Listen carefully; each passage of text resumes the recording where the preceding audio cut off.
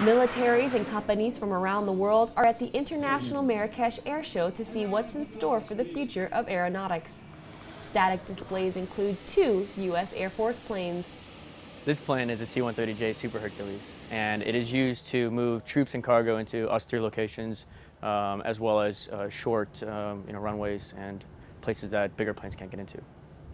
This is a KC-135 stratotanker, and its primary mission is air-to-air refueling. Also able to do cargo and troop transport. So the United States has participated since the first air show in 2008.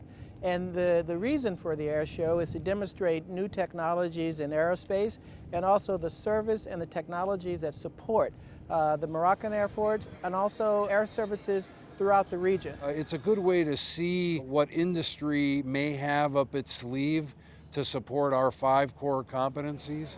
But beyond that, it's an opportunity to visit with many of the air chiefs that come here looking for the same thing. And so we're able to, in a very neutral environment, talk about new equipment, new tactics, techniques, procedures, their own particular challenges, and then getting on to the business of making sure we continue to develop that interoperability that we need. The partnership between Morocco and the U.S. is strong. They were the first country to recognize the U.S. as an independent country. Air Force Staff Sergeant Brandy Burke, Marrakesh, Morocco.